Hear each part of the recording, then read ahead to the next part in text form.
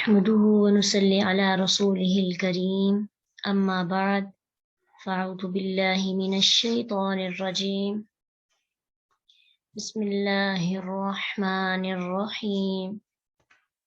رب اشرح لي صدري ويسر لي أمري واحلل عقدة من لساني يفقه قولي رب زدني علما.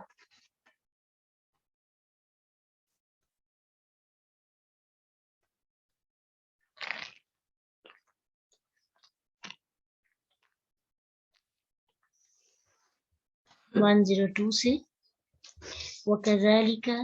اور اسی طرح اور کیا اسی طرح یعنی کا تشبیہ کے لیے ذالک اسی وَكَذَلِكَ اور اسی طرح اخذ پکڑ ہے ربک آپ کے رب کی اذا جب اخذ وہ پکڑتا ہے القرى بستیوں کو وہیا جبکہ وہ اس حال میں کہ ظالمۃ ظالم ہوتی ہے ان بے شک اخذہ پکڑنا اس کا علیم دردناک ہے شدید شدید ہے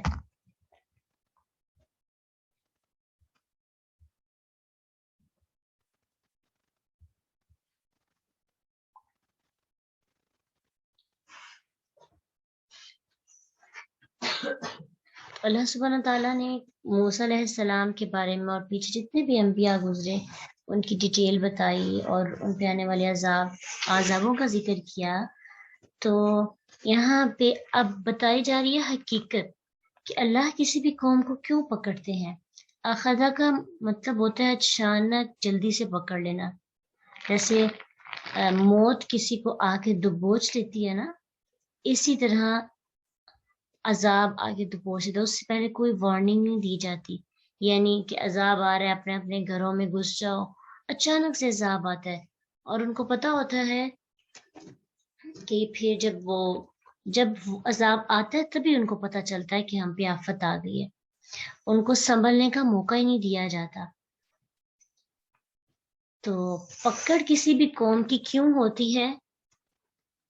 ظلم کی وجہ سے جب کوئی بادشاہ حکومت ظالم ہو جاتی ہے تو پھر اللہ کی پکڑ بہت شدید ہوتی ہے اس کے لیے صحیح بخاری کی حدیث ہے کہ ابو موسیٰ اشعری رضی اللہ عنہ روایت کرتے ہیں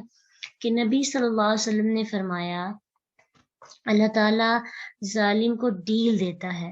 لیکن آخرکار جب اسے پکڑتا ہے تو پھر ایسا پکڑتا ہے کہ کوئی بھی اسے چھوٹ کر نہیں جا سکتا اس کے بعد پھر آپ صلی اللہ علیہ وسلم نے یہ آیت جو ہم ابھی پڑھ رہے ہیں وَكَذَلِكَ أَخْذُ رَبِّكَ إِذَا أَخَذَ الْقُرَى وَهِيَ ظَالِمَةٌ إِنَّ أَخَذَهُ أَلِيمٌ شَدِيد یہ آیت نبی صلی اللہ علیہ وسلم نے تلاوت فرمائی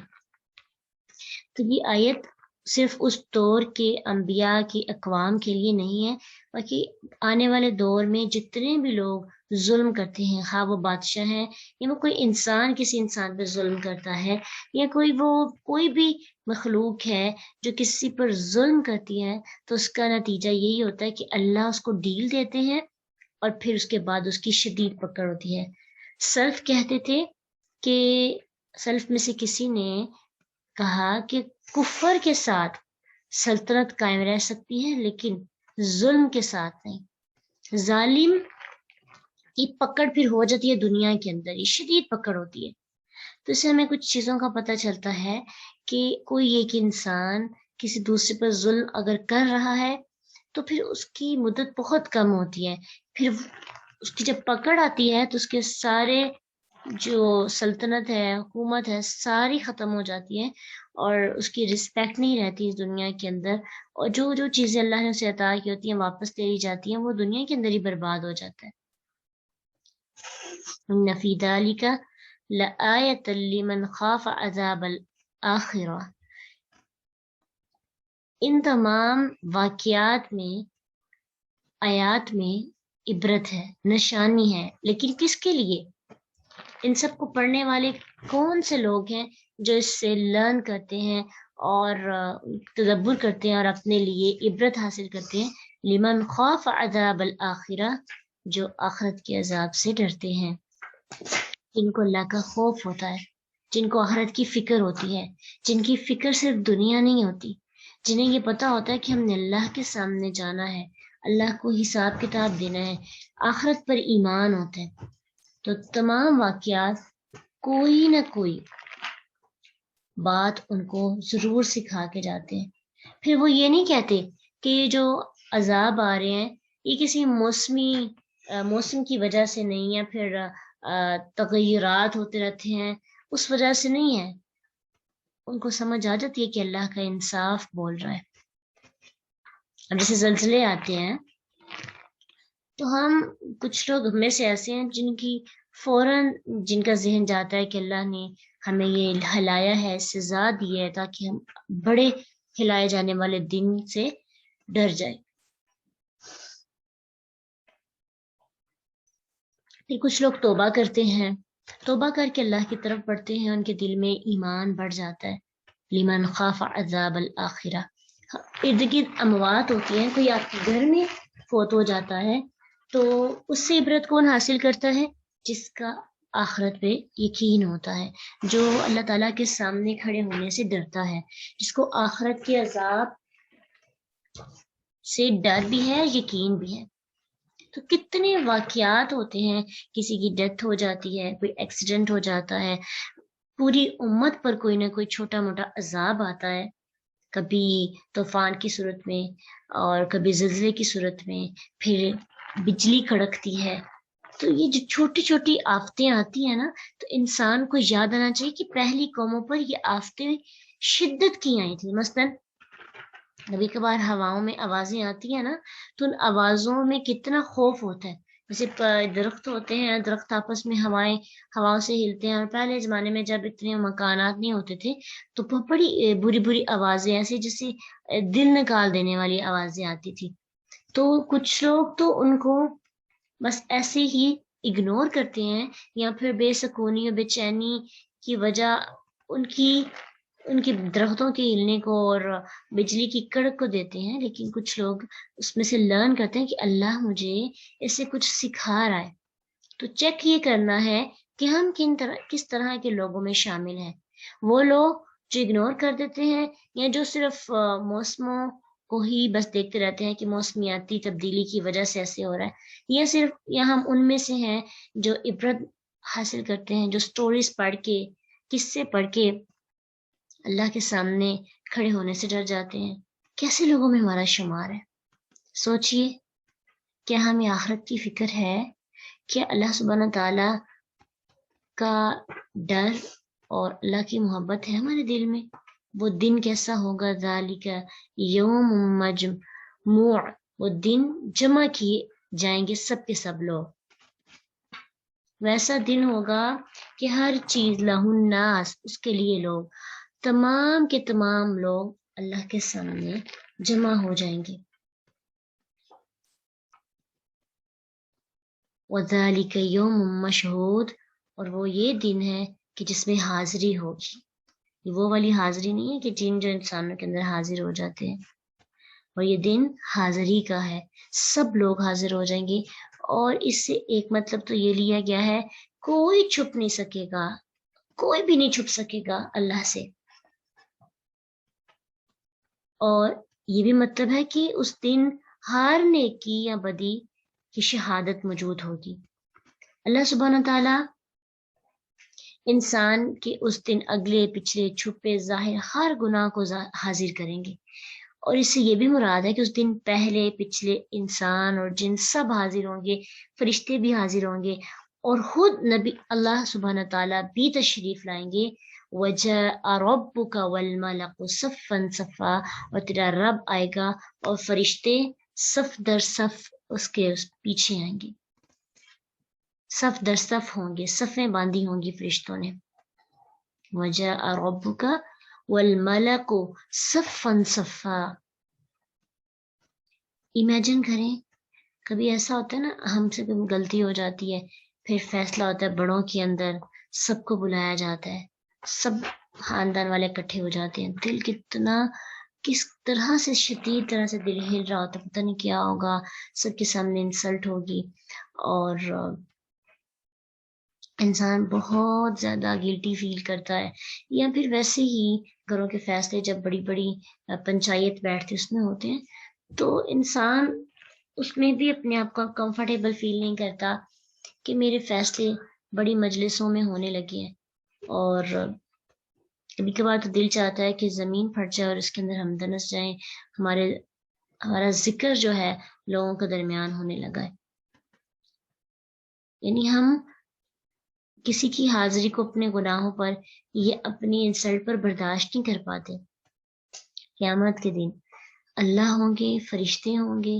انسان اس دنیا میں جو پہلے آ چکے ہیں ہم سے، جو بھی آنے والے ہیں اور جو ہمارے ساتھ رہتے ہیں، سب لوگ جو ہیں وہاں پہ اکٹھے ہوں گے، حاضر ہوں گے،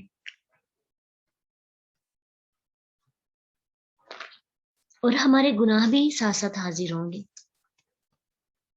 سب کے سامنے ہماری ریکارڈنگ آن کی جائے گی اور دکھایا جائے گا کہ یہ کیا کیا اعمال ہم کرتے تھے۔ وَمَا نُؤَخِّرُ إِلَّا لِأَجَلٍ مَّعْدُودٍ، اور نہیں ہم مؤخر کر رہے اسے مگر ایک مدت کے لیے، وہ مدت کاؤنٹ کی گئی ہے، یہ نہیں کبھی نہیں آئے گا وہ دن، وہ آئے گا لیکن اس کا ایک ٹائم فکس ہے، جب وہ فکس ٹائم آ جائے گا، مدت پوری ہو جائے گی تو پھر تخیر نہیں کی جائے گی۔ اور سب سے دل ہلا دینے والی بات، ہم دنیا کے اندر اپنے حق میں بول لیتے ہیں، اب تو ہم بہت بولڈ ہو گئے ہیں نا، مجلسوں کے اندر بڑوں کے اندر بھی بات چیت کر لیتے ہیں، اپنی صفائی کے لیے ہمیں اونچی آواز سے چیخنا بھی پڑے، چلانا بھی پڑے، ہم چلاتے ہیں، ہم اپنی صفائی کیا اپنی گناہوں کو چھپانے کے لیے لوگوں سے منہ زور ہو جاتے ہیں، لیکن اس دن کی سختی دیکھیں، یوم یأتی لا تکلم نفس الا باذنہ، جس دن وہ دن آ جائے گا، جس وقت آ جائے گا وہ دن، یا پھر جس دن وہ وقت آ جائے گا، کوئی بھی نفس بات نہیں کر سکے گا، کلام نہیں کر سکے گا مگر اللہ کی اجازت سے، اپنا ڈیفینڈ کرنے کے لیے، ایکسکیوزز پیش کرنے کے لیے انسان کو اجازت نہیں ہوگی کلام کرنے کی، گفتگو کرنے کی۔ ہم کوئی بھی کسی بھی جگہ پہ جاتے ہیں نا، کوئی ہمارے اگینسٹ بات کر رہا ہو تو ہم بول کر اپنے آپ کے بارے میں بتاتے ہیں، لیکن انسان اللہ کے سامنے بول ہی نہیں سکے گا۔ تو یہاں سے وہ تمام لوگ جو سفارش کے حق میں ہیں کہ لوگ ہماری سفارش کریں گی، تو ان کے لیے بھی ایک دلیل ہے کہ اس دن تو کوئی اللہ کی اجازت کے بغیر بات ہی نہیں کر سکے گا۔ بڑی بڑی ہستیاں کیسے ہمیں چھڑا سکیں گی جہنم سے؟ کسی کو جرت ہی نہیں ہوگی اللہ کے سامنے بولنے کی، اللہ کی عظمت اتنی زیادہ ہوگی، اور انسان جب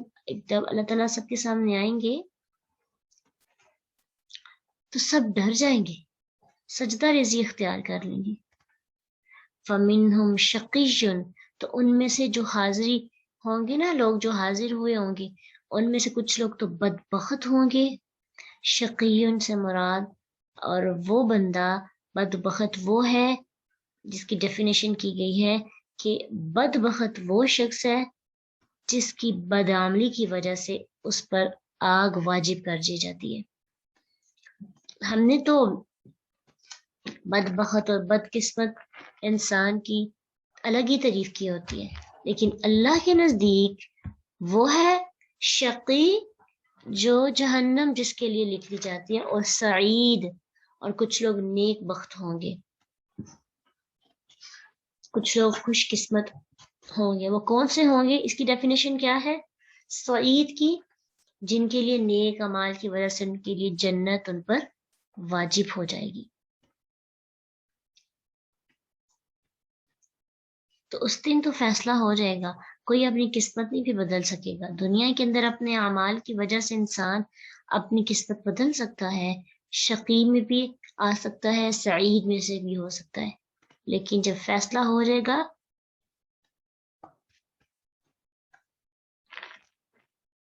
تو کوئی چینجنگ نہیں ہوگی۔ سوچنے ساتھ ساتھ اپنی ایک پورا تصور بنانا ہے کہ قیامت کا دن ہے،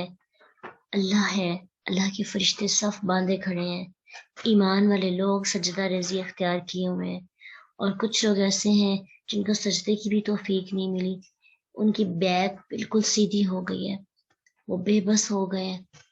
ان میں سے کچھ لوگ ایسے ہیں جن کے ہاتھ میں جنت لکھ دی گئی ہے، کچھ ایسے ہیں جن کے حق میں جہنم لکھ دی گئی ہے۔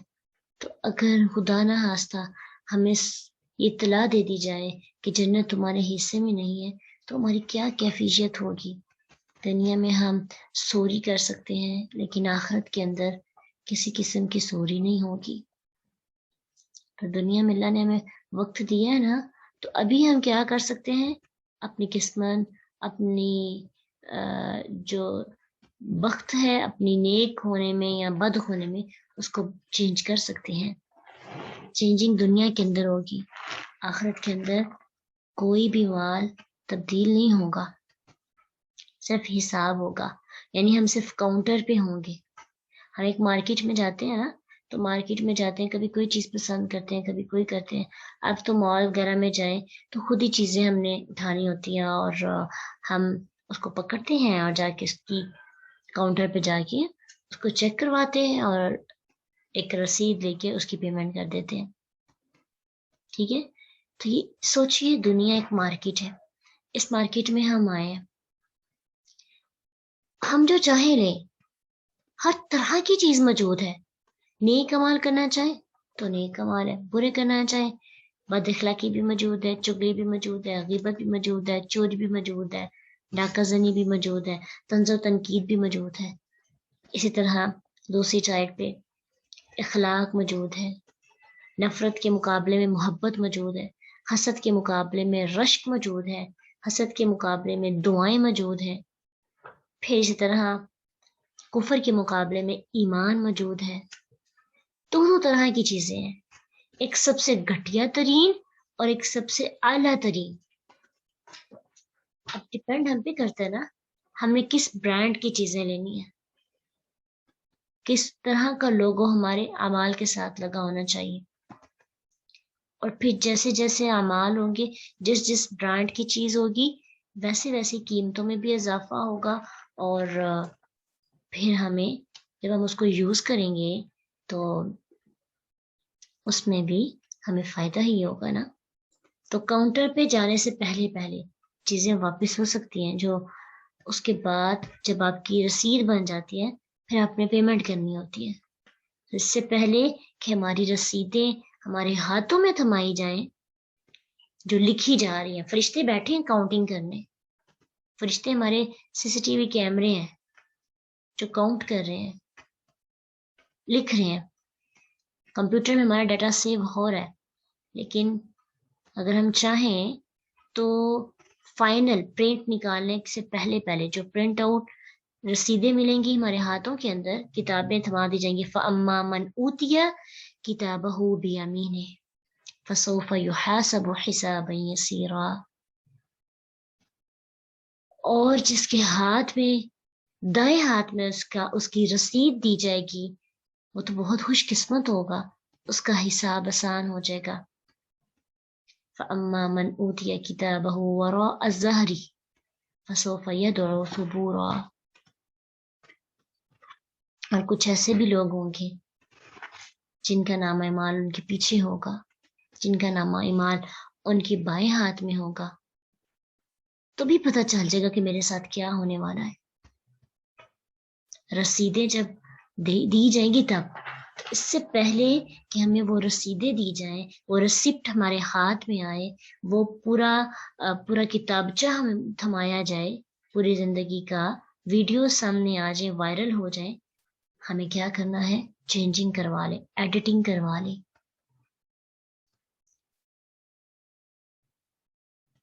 اور آڈٹ جب ہو جاتا ہے، جب کسی بھی اکاؤنٹ کو آڈٹ کیا جاتا ہے نا، تو اس میں کمی بیشی دور کی جاتی ہے، جو فراڈ وغیرہ ہوتا ہے اس کا پتہ چلتا ہے۔ تو ہم دنیا کے اندر اگر ہم اپنے اکاؤنٹ، اپنے نام مال کو خود آڈٹ کرتے ہیں، یا کسی چارٹرڈ اکاؤنٹنٹ کے پاس جاتے ہیں، کسی کے پاس جا کر اپنے اعمال کو آڈٹ کرواتے ہیں، اسے پوچھتے ہیں ہماری اصلاح کی جائے، تو پھر کیا ہوتا ہے، دنیا کے اندر تو تبدیلی ہو سکتی ہے، لیکن آخرت کے اندر اگر ہم آڈٹ کروائیں گے تو تبدیلی نہیں ہو سکے گی۔ تو کیا ہم تیار ہیں دنیا کے اندر ہی اپنی آڈیٹنگ کروانے کے لیے؟ اور اگر خود نہیں نہ کر پاتے تو بعض اوقات ہمیں کسی کے پاس چلے جانا چاہیے۔ بڑی بڑی جو کمپنیز ہوتی ہیں انہوں نے ہائر کیے ہوتے ہیں اور بہت زیادہ سیلری کے بعد اپنے اکاؤنٹس جو ہیں وہ آڈٹ کروائے جاتے ہیں، اور پھر جب وہ آڈیٹنگ ہو جاتی ہے، دودھ کا دودھ تو پانی کا پانی ہو جاتا ہے، بہت سی مسٹیکس، بہت سے ایرر سامنے آتے ہیں۔ تو کبھی کبھار اگر ہمیں خود اپنی نیکیاں نظر آ رہی ہیں اور کوئی بھی برائی نظر نہیں آتی، ہمارا المیہ پتہ کیا ہے، ہم بہت کوشش کرتے ہیں ہمیں اپنی برائیاں نظر آئیں، لیکن ہمیں چند ایک برائی نظر آتی ہے اور ہمیں ایسے لگتا ہے ہم دنیا کے سب سے اچھے انسان ہیں، ہم تو سعید ہیں، شقی نہیں ہو سکتے۔ اچھا، یہ ساری باتیں نا فلاں بندے پہ سیٹ ہو رہی، تو جب خود اپنی برائیاں نظر نہیں آتی تو پھر ہمیں ہائر کرنا پڑتا ہے، ہمیں ایسی مجلسوں میں جانا پڑتا ہے، صحبت اختیار کرنی پڑتی ہے نیک لوگوں کی، قرآن کی کمپنی میں جب ہم آتے ہیں تو پھر ہمیں ساری برائیاں نظر آتی ہیں اپنی۔ تو انشاءاللہ ہم نے وقتاً فوقتاً اپنے اکاؤنٹس چیک کرواتے رہنا ہے انشاءاللہ۔ پھر ہی یہ بھی نہیں ہے کہ ایک دفعہ کروا لیں گے تو بس ٹھیک ہے۔ کسی بھی کمپنی کی آڈیٹنگ جو ہے نا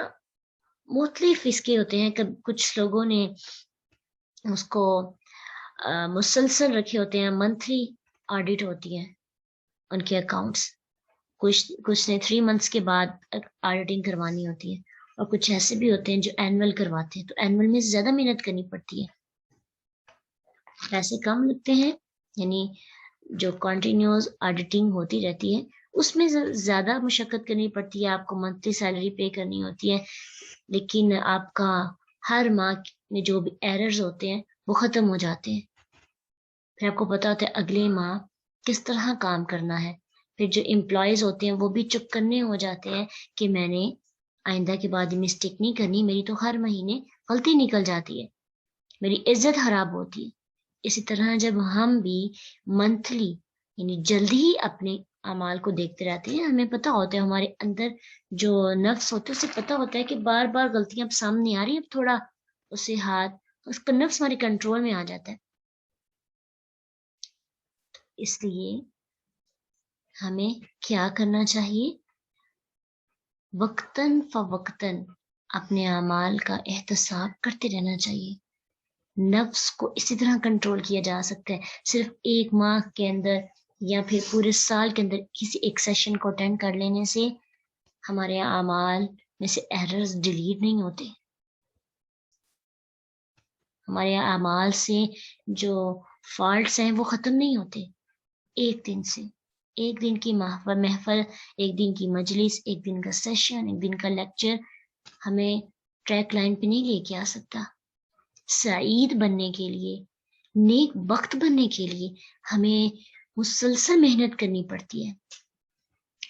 اپنے آپ پر نظر رکھنی ہوتی ہے، اور انسان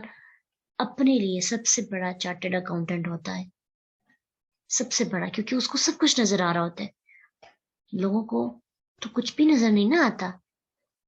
اس لیے انسان اپنے آپ کو زیادہ اچھے طریقے سے دیکھ سکتا ہے۔ آپ کو پتہ ہے یہ جب اگلی آیت ہم پڑھیں گے نا تو اتنی بھیانک تصویر ہے جہنم میں جانے والوں کی کہ انسان سوچ بھی نہیں سکتا۔ انسان دنیا کے اندر سب سے بری آواز کون سی ہوتی ہے؟ مجھے بتائیے، سب سے بری آواز جو ہمیں لگتی ہے دنیا کے اندر کسی بھی جانور کی، وہ کس کی آواز سب سے بری ہے؟ آپ کو پتہ ہے ارد گرد جب آوازیں آتی ہیں کسی بھی جانور کی تو گدھے کی آواز سب سے بری آواز لگتی ہے۔ اللہ سبحانہ تعالیٰ فرماتے ہیں فَأَمَّا الَّذِينَ شَقُوا فَفِي النَّارِ، وہ لوگ جو آگ میں ہوں گے، جو بدبخت ہوں گے، لہم فیہا، ان کے لیے اس میں زفیر وشہیق، زفیر چیخو پکار ہوگی، شہیق داڑنا ہوگا، اور یہ دونوں آوازیں گدھے کی ہیں. زفیر اور شہیق دونوں گدھے کی آوازیں ہیں. جب وہ شروع کی اس کی آواز ہوتی ہے نا وہ زفیر ہوتی ہے, اور جو آخر کی اس کی آواز ہوتی ہے شہیق ہوتی ہے. یعنی نہایت بری چینے چلانے کی آوازیں نکالے گا. یعنی جب گدھا کبھی آواز کھینچتا ہے کبھی آواز نکالتا ہے, کھینچتا ہے اندر کی طرف, جب کھینچتا ہے اس کو زفیر کہتے ہیں, اور جب وہ نکالتا ہے کھینچ کے داڑتا ہے اسے کہتے ہیں شہیق. جہنمیوں کی آواز گدھے کی طرح کی ہوگی. گدھے کی آواز کو ذرا ذہن میں لائیے, اتنی اریٹیشن ہوتی ہے, اللہ پتہ نہیں اس نے کب بولنا بند کرنا ہے. اللہ سبحانہ تعالیٰ ہم گدھے سب سے بدترین آواز, اور وہ آواز جس کو ہم ناپسند کرتے ہیں, اور گدھا جس کو ہم بہت بے وقوف سمجھتے ہیں, بہت کمتر سمجھتے ہیں. یعنی اس کی نیچر یا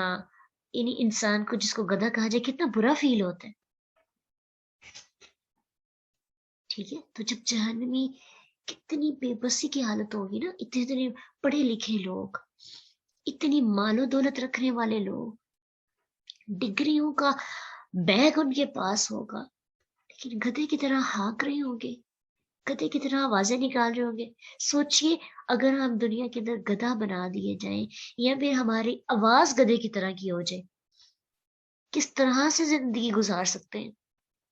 جہنم میں تو انسان مسلسل رہے گا نا, وہاں پہ ہمارے دوست بھی ہوں گے, عزت کرنے والے بھی لوگ ہوں گے, ہماری واہ واہ کرنے والے لوگ بھی ہوں گے, ہمیں پارسا سمجھنے والے لوگ بھی ہوں گے, ہماری خوبیوں کا تذکرہ کرنے والے لوگ ہوں گے. کیا صورتحال ہوگی. ایک عذاب کی تحقیر, ذلیل کرنے والا عذاب, اور دوسرا جب انسان کو یہ پتہ چلے گا کہ ارد گرد لوگ اس کو دیکھ رہے ہیں تو یہ اس سے بڑی ذلت ہوگی. اور آپ کو پتہ ہے ایک اور ذلت, خالدین فیہا ما دامت السماوات والارض الا ما شاء ربک. ایک اور ذلت, خالدین فیہا, انسان اس میں ہمیشہ رہے گا. کافر جو دنیا کے اندر اللہ کی عبادت نہیں کرتے, اللہ کو کچھ نہیں سمجھتے, اللہ کے ساتھ شریک ٹھہراتے ہیں, خالدین فیہا ما دامت السماوات والارض. دامت السماوات والارض جو ہے عربوں کا ایک محاورہ ہے. جب کسی بھی چیز کی ہمیشگی ظاہر کرنی ہو نا تو وہ یہ محاورہ پڑھتے تھے کہ زمین و آسمان جب تک قائم ہے. اس کا مطلب یہ نہیں ہے کہ جب تک زمین اور آسمان قائم ہے تبھی تک ان کو عذاب دیا جائے گا, بلکہ اس کا مطلب یہ ہے کہ ہمیشہ کے لیے وہ جہنم میں رہیں گے. ماشاء ربک, جو چاہے گا تیرا رب ان کے ساتھ کرے گا. اور ویسے بھی قیامت کے دن اس زمین کو بدل کر دوسری زمین آ جائے گی جو ہمیشہ رہے گی, اور جو بھی فیصلہ ہوگا وہاں پہ اللہ کی مرضی سے ہوگا. ان ربک فعال لما یرید, بے شک آپ کے رب کا فیصلہ کر گزرنے والا ہے اور وہ جو چاہتا ہے وہ کرتا ہے. یہاں پہ ایک سوال پیدا ہوتا ہے کہ جہنم میں کون سے لوگ ہیں جو ہمیشہ رہتے ہیں, ہمیشہ رہیں گے. ماشاء ربک کو پھر بھی تو پتہ چلتا ہے نا کہ جس سے چاہے گا اللہ رکھے گا. اسے یہ بات ذہن میں رکھیں, جو مشرک ہے, شرک کرنے والا, وہ کبھی بھی جنت میں داخل نہیں ہو سکتا. اس کے لیے تو اٹل فیصلہ ہے نا. جو کافر ہے, مشرک ہے, اور نبی صلی اللہ علیہ وسلم کے دور کے جو منافقین تھے وہ دراصل اندر سے کفر کی حالت میں تھے. ایک ہوتا ہے اعتقادی منافق اور ایک عملی منافق ہوتا ہے. تو جو لوگ اللہ پر ایمان لانے والے نہیں، مشرک ہیں، جن کے دل میں ذرا برابر بھی شرک ہوگا، وہ لوگ ہمیشہ ہمیشہ جہنم میں اسی طرح رہیں گے۔ اب بات آتی ہے وہ مسلمان جو کبیرہ گناہ کرتے ہیں اور ان گناہوں سے وہ معافی بھی نہیں مانگتے، ان کے ساتھ کیا ہوگا؟ اہل جنت جنت میں ہوں گے، اہل نار آگ میں داخل ہو جائیں گے۔ صحیح بخاری کی یہ حدیث ہے۔ اور پھر اللہ تعالیٰ فرمائے گا جس شخص کے دل میں ایک رائی کے دانے کے برابر بھی ایمان ہے اس سے جہنم سے نکال لیا جائے گا، اور وہ جب جہنم سے نکلے گا نا سیاہ ہو چکا ہوگا۔ ذہن میں لائیں وہ لکڑی جو جل جل کر سیاہ ہو جاتی ہے اور آپ ہاتھ لگاتے ہیں تو اس کی راکھ بکھرنے لگتی ہے، جہنم میں جل کر وہ بالکل سیاہ ہو جائے گا اپنے گناہوں کی وجہ سے، جہنم کی آگ میں وہ جائے گا۔ ہم نے ایسے مسلمان تو نہیں نہ بننا کہ جو جہنم میں جائیں۔ اللہ کا انصاف ہے یہ، واقعی جس کے دل میں ایمان ہوگا وہ ہمیشہ جہنم میں نہیں رہے گا، وہ جنت میں جائے گا، لیکن سپلی ہوگی نا اس کے ماتھے پر ہمیشہ کے لیے داغ ہوگا کہ یہ سپلیمنٹری ہے۔ دنیا میں سپلی تو ہم چھپا سکتے ہیں نا، لیکن آخرت کی سپلی تو نہیں بچا سکیں گے، چھپا نہیں سکیں گے۔ اور وہ سیاہ ہوگا، پھر اسے ایک پانی ہوگا جنت کا، حیات، نہر الحیات یا نہر الحیا، بارش کے پانی کی نہر یا زندگی کی نہر میں ڈالا جائے گا، تو وہ پھر اس طرح اگائیں گے جیسے بوٹیوں کا بیج سیلاب کی جانب میں اگاتا ہے۔ اور اللہ کے نبی صلی اللہ علیہ وسلم نے فرمایا تم نے نہیں دیکھا کہ وہ زرد لپٹا ہوا اگتا ہے، یعنی اس شخص کو وہ پاک ہو جائے گا اور اس کے چہرے سے سیاہی ختم ہو جائے گی، لیکن اس کے ماتھے پر داغ ہوگا، ایک پتہ ہوگا کہ یہ جہنم سے نکل کر جنت میں آیا ہے۔ اور پھر بہت سے گناہ گار ایسے بھی ہوں گے جو اللہ کے اذن سے شفاعت حاصل کریں گے اور ان کو جہنم سے نکال کر جنت میں بھیجا جائے گا۔ یہ عقیدہ اہل سنت والجماعت کا ہے، اور کچھ خارجی ہیں اور ان کا یہ عقیدہ ہے کہ جن کو اللہ تعالیٰ کی جو صفات ہیں ان کی قائل نہیں ہے، وہ کہتے ہیں کہ جو ہمیشہ جنت میں جائے گا وہ ہمیشہ جنت میں رہے گا، جو جہنم میں جائے گا وہ ہمیشہ جہنم میں رہے گا، وہ نکل کے نہیں آ سکتا۔ ان کے پاس یعنی ان کے عقیدے کے مطابق انصاف یہ ہے کہ کوئی زہر کھا لے تو پھر اس کی موت ہوتی ہے، جو گناہ کرے اور توبہ نہ کرے تو ہاں وہ مسلمان ہی کیوں نہ وہ جہنم میں رہے گا۔ لیکن ہمارا عقیدہ یہ ہے، قرآن و سنت سے بات ثابت بھی ہوتی ہے کہ جو مسلمان ہے، جس کے دل میں ایمان ہے، جو مشرک نہیں ہے، جو اللہ پہ توکل کرنے والا، اللہ کو وحدہ لا شریک سمجھنے والا، اسے اپنا رب سمجھنے والا، اسے اپنا الہ سمجھنے والا، اسے اپنا مالک سمجھنے والا، ہر چیز کا حق اللہ کو دینے والا، اللہ تعالیٰ اپنے سے محبت کرنے والوں کو ایسے تو نہیں چھوڑ دیں گے، سزا ملے گی ان کو ان کے کبیرہ گناہوں کی وجہ سے جب انہوں نے توبہ نہیں کی ہوگی، لیکن پھر ان کو جنت میں داخل کر دیا جائے گا۔ اور جہنمیوں کے لیے جو ابدی جہنمی ہے خالدین فیہا، ان کے لیے تو مزید غمگین کی بات ہوگی۔ صحیح مسلم کی حدیث ہے، موت کو ایک مینڈے کی شکل میں جنت اور جہنم کے درمیان میں لا کر ذبح کر دیا جائے گا، اور اعلان کرنے والا اعلان کرے گا اے اہل جنت اب موت نہیں، اے اہل نار اب موت نہیں۔ جنتیوں کی تو خوشی کا ٹھکانہ ہی نہیں ہوگا، وہ کہیں گے ہم نے اب کیا کرنا ہے مر کے، ہم اسی طرح کی زندگی جینا چاہتے ہیں، اللہ یہ تو بڑی خوبصورت زندگی ہے، خوشی کا تو ٹھکانہ ہی نہیں ہوگا۔ لیکن جہنمی ان کے غم کا کوئی ٹھکانہ نہیں ہوگا، ان کے غم میں مزید اضافہ ہو جائے گا،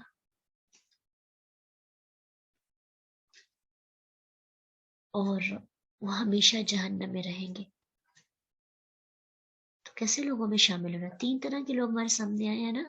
وہ لوگ جو پکے جنتی ہیں، وہ لوگ اگلی آیت میں نا وَأَمَّا الَّذِينَ صُعِدُوا فَفِي الْجَنَّةِ خَالِدِينَ فِيهَا مَا دَامَتِ السَّمَاوَاتُ وَالْأَرْضُ إِلَّا مَا شَاءَ رَبُّكَ، کہ وہ لوگ جو نیک بخت ہیں وہ جنت میں ہوں گے، ہمیشہ رہیں گے جب تک قائم ہے آسمان اور زمین، مگر جو چاہے تیرا رب کرے، عطا ان بخشش ہے غیر مجزوز، نہ ختم ہونے والی، ایسی بخشش ہے کہ جو کبھی بھی ختم نہیں ہوگی، ایسا تحفہ ان کو دیا جائے گا۔ تو ہم نے یہ سوچنا ہے کہ ہم نے کس کیٹیگری کے لوگوں میں شامل ہونا ہے۔ یہ جو عطا ان غیر مجزوز ہے نا، اس کا مطلب یہ ہے کہ وہ جو جہنمی نکل کے آئیں گے نا، جہنم سے نکل کے آئیں گے جو لوگ، پھر وہ دوبارہ جہنم میں نہیں جائیں گے۔ جنت ایک ایسی جگہ ہے جو ایک بار اس میں داخل ہو جاتا ہے پھر اسے واپس نہیں آتا، یعنی اللہ تعالیٰ کا ایسا تحفہ ہے کہ جس کو بھی ملتا ہے وہ ہمیشہ کے لیے ملتا ہے۔ تو اس سے اس بات کا اندازہ ہوتا ہے کہ جنت جس کے لیے ہوگی وہ ہمیشہ کے لیے ہوگی، جہنم جس کے لیے ہوگی وہ ہمیشہ کے لیے ہوگی۔ وہ لوگ جو جہنم سے نکل کر جنت میں آئیں گے وہ بھی تو ہمیشہ کے لیے جنت میں آئیں گے نا، واپس تو نہیں جائیں گے، ہاں لیکن سپلی شدہ ہوں گے، ان کا عطا ان غیر مجزوز۔ تو یہاں پہ اس سے مراد گناہگار لوگ ہیں جو اپنی سزا بھگت کر دوبارہ جنت میں آئیں گے اللہ کی مشیت سے، اور پھر وہ جنت میں ہمیشہ رہیں گے، اور ایسا عطیہ ان کو دیا جائے گا کہ جو ان سے کبھی واپس نہیں لیا جائے گا۔ ہم تو دنیا میں کسی کو تحفہ دے کر واپس لے لیتے ہیں نا جب وہ غلطی کرتا ہے، لیکن جنت میں جا کر تو کوئی انسان غلطی کرتا ہی نہیں ہے، اور پھر اس کو پکی پکی اس کی جو اچھے اعمال کیے ہوں گے نا، اللہ تعالیٰ پہ جو ایمان ہوگا، اللہ کے کلمہ پر جو یقین ہوگا، اس کی وجہ سے اس کو جنت مل جائے گی۔ آپ یہ ایک آپ کے پاس کاپی پین تو ہوگا، تو ساتھ ساتھ 3 گروپس بنائیں، پکے جنتی، ڈائریکٹ جنت میں جانے والے لوگ، ڈائریکٹ جہنم میں جانے والے لوگ، اور وہ لوگ جو سپلی کلیئر کر کے آتے ہیں۔ کیا پسند کرتے ہیں ہم اپنے لیے؟ ہم جب کوئی بھی ایگزام دیتے ہیں تو کیسا رزلٹ پسند کرتے ہیں؟ اچھے مارکس آئیں۔ کیا فائدہ سپلی کلیئر کر کے؟ ایک دفعہ تو لگ ہی گیا نا داغ، پسند یہ کرتے ہیں۔ تو پھر ہم اپنے لیے آخرت میں کیا پسند کرنا چاہتے ہیں؟ کیسے لوگوں میں؟ گناہگار لوگوں میں شامل ہونا چاہتے ہیں، نیک بخت یا پھر خوش بخت؟ یہ تو ہمیں یقین ہے انشاءاللہ، ہمارا عقیدہ اگر ٹھیک ہے، توحید پرست ہے تو ہمیں جنت ضرور ملے گی انشاءاللہ، یہ ہمارا عقیدہ ہے، انشاءاللہ ہمیں جنت ضرور ملے گی۔ لیکن جو ہم یہ گناہوں سے بچنے کی بات کرتے ہیں نا، دیکھیں جہنم کے عذاب اگر ہم ایک عذاب سن لیں تو برداشت نہیں ہوتا، تو کچھ عرصہ کے لیے ہم جہنم میں رہیں گے، کیسے برداشت کریں گے؟ کٹ لگ جائے نا ہماری انگلی کو تو میرا خیال ہے ہم 1-2 ہفتہ کام بھی نہیں کرتے، جب تک ہم اپنے گھر میں رہتے ہیں ہمارے نخرے اٹھائے جاتے ہیں، کٹ لگ جائے، جل جائے، اگر ہلکا سا جلن جو ہوتی ہے تو چولہے کے قریب نہیں جاتے، ایکسیڈنٹ ہو جائے، چوٹ آ جائے تو لوگ ہماری کتنی دیکھ بھال کرتے ہیں، تو جہنم میں دیکھ بھال نہیں کی جائے گی، بلکہ الٹا ایک دوسرے کو ملامت کریں گے لوگ۔ جہنمی پوچھے گا کہ جہنمیوں سے کہ تمہارے پاس کوئی ڈرانے والا نہیں آیا تھا؟ کہیں گے ڈرانے والا آیا تھا لیکن ہم اس کی بات ہی نہیں سنتے تھے۔ فَاعْتَرَفُوا بِذَنبِهِمْ فَسُحْقًا لِّأَصْحَابِ السَّعِيرِ، وہ اپنے گناہوں کا اعتراف بھی کر لیں گے، لیکن اس وقت اعتراف کرنے کا کیا فائدہ ہوگا؟ اور پھر کچھ ایسے لوگ بھی جہنم میں جائیں گے جو مسلمان تو ہوں گے لیکن نمازیں نہیں پڑھتے ہوں گے، جیسے کہ اللہ سبحانہ تعالیٰ فرماتے ہیں نا کہ جہنمی آپس میں ایک دوسرے کو کہیں گے ما سلککم فی سقر، کیا ہو گیا تمہیں، تم جہنم میں کیسے آئے ہو؟ تم جواب دیں گے قالوا لم نک من المصلین، وہ کہیں گے ہم نماز نہیں پڑھتے تھے اس لیے ہمیں جہنم میں پھینک دیا گیا۔ اتنے لاڈ اٹھانے والے ہم اور ہمارے اٹھائے جاتے ہیں، نخرے ہمارے جو ہے دیکھے جاتے ہیں، ہماری طبیعت خراب ہو جائے تو اتنا واویلا کرتے ہیں، چیختے ہیں، چلاتے ہیں، کوئی ٹچ کرے تو جان نکل جاتی ہے، کوئی زور سے ہمارا بازو پکڑے تو ایک دم سے ہم ڈر جاتے ہیں۔ کیسے برداشت کریں گے جو سپلی کے دن سپلی کلیئر کرنے جہنم میں اگر جائیں گے تو وہاں پہ تو یہی آپشن ہوگا۔ اگر ان کے دل میں ایمان ہوگا، اللہ چاہے گا، یہ ہم جو بار بار ماشا اور ربک الا ماشا، اگر تو کوئی انسان نماز پڑھتا ہے اور لیکن اس وجہ سے نہیں پڑھتا، لاپرواہی اور غفلت کی وجہ سے، عقیدہ اس کا ٹھیک ہے تو ممکن ہے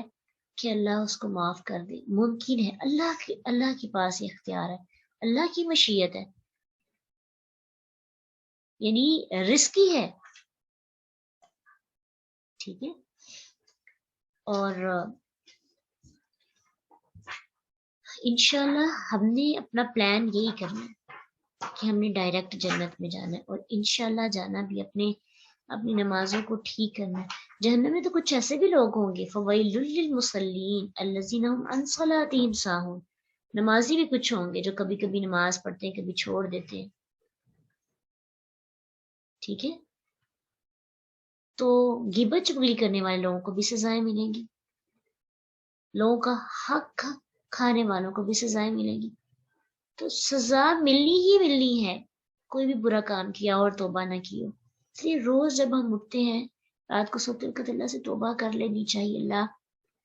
کوشش تو بڑی کی تھی، دن اچھا گزرے، لیکن اللہ تیری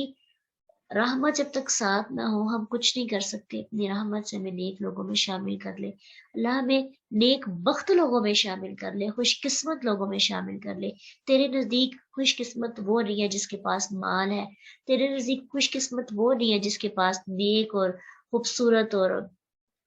لائف پارٹنر ہے، اللہ تیرے نزدیک خوش قسمت وہ نہیں ہے جس کی اولاد ہے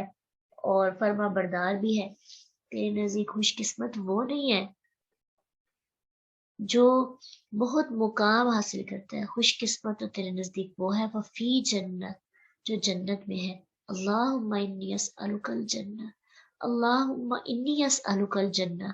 اللہم انی اسألک الجنہ واعوذ بک من النار۔ اللہ سے جنت کا سوال کرنا چاہیے،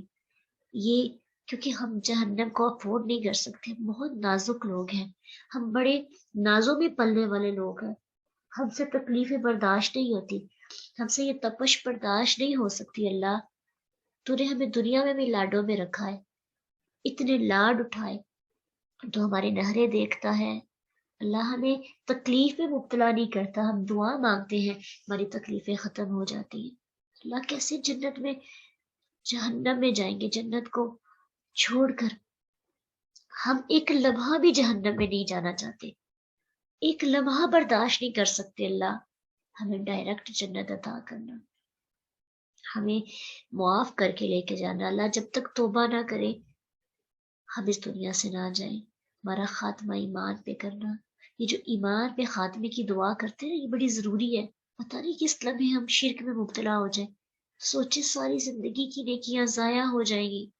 اپنے ایمان کا خاتمہ اللہ سے ضرور مانگنا چاہیے، فخر نہیں کرنا چاہیے کہ آج ہم توحید پہ ہیں تو ہمارا خاتمہ بھی توحید پہ ہوگا۔ ربنا لا تزغ قلوبنا بعد اذ ہدیتنا، اللہ کے رسول دعا کیا کرتے تھے اپنے لیے، اللہ ہدایت آنے کے بعد ہمارے دلوں کو ٹیڑھا نہ کرنا۔ اللہم احسن عاقبتنا فی الامور کلہا، اللہ ہمارے انجام کو ہمارے لیے خوبصورت بنانا، ہمارا خاتمہ ایمان پہ کرنا۔ اپنے خاتمے کے لیے بڑی دعائیں مانگنی چاہیے، بہت دعائیں مانگنی چاہیے، اور پھر یہ بھی کہ ایک تو ایمان اور دوسرا گناہوں کی حالت میں ہم نہ اٹھائے جائیں، اللہ کے پاس جائیں تو نیک روح ہو، علیین میں شامل ہو جائے، ان الابرار لفی نعیم،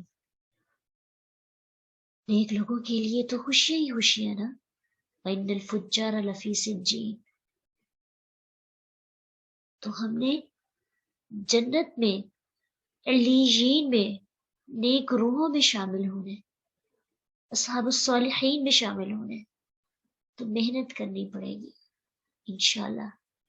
اللہ سے دعائیں کرنی پڑیں گی، اپنے گناہوں کو یاد کر کے معافی مانگتے رہنا چاہیے، نظر نہ بھی آئے تو بھی مانگتے رہنا چاہیے، اللہ بڑے گناہ گار ہے، کیونکہ انسان فرشتہ ہو ہی نہیں سکتا، تو صرف نیک اعمال کر لینا کافی نہیں، عاجزی بڑی ضروری ہے، اگر انسان توبہ نہیں کرتا، معافیاں نہیں مانگتا اللہ سے رو رو کے، تو انسان کے دل کے اندر عاجزی پیدا نہیں ہوتی، پھر ایک وقت آتا ہے ہمیں اپنے گناہ نہیں نظر آتے، آنسو نہیں بہتے، اور اللہ کو رونے والی آنکھیں بڑی پسند ہیں، اللہ تعالیٰ کہتے ہیں جو بندہ اللہ کے خوف کی وجہ سے، جنت کے ڈر کی وجہ سے آنسو بہا لیتے، اللہ اس پر جنت کی آگ کو حرام کر دیتے ہیں، کیوں؟ کیونکہ اس کے اندر خوف ہوتا ہے، اور اس خوف کی وجہ سے وہ اچھے اعمال کرتا ہے، وَلِمَنْ خَافَ مَقَامَ رَبِّهِ جَنَّتَانِ، جو اللہ کے سامنے کھڑے ہونے سے ڈر گیا اس کے لیے 2 جنتیں ہیں، صرف ڈرنا نہیں، ڈرنے کا مطلب یہ ہے کہ ڈر کر برے کام چھوڑ دیتا ہے، فَأَمَّا الَّذِينَ سُعِدُوا فَفِي الْجَنَّةِ، اللہ ہم ایسے بندوں میں شامل ہونا چاہتے ہیں تو ہمیں شامل کر لینا، وآخر دعوانا ان الحمد للہ رب العالمین، سبحانک اللہم وبحمدک، نشہد ان لا الہ الا انت، نستغفرک ونتوب الیک، السلام علیکم ورحمۃ اللہ وبرکاتہ۔ فإن مع العسر يسرا، إن مع العسر يسرا، فإذا فرغت فانصب وإلى ربك فارغب۔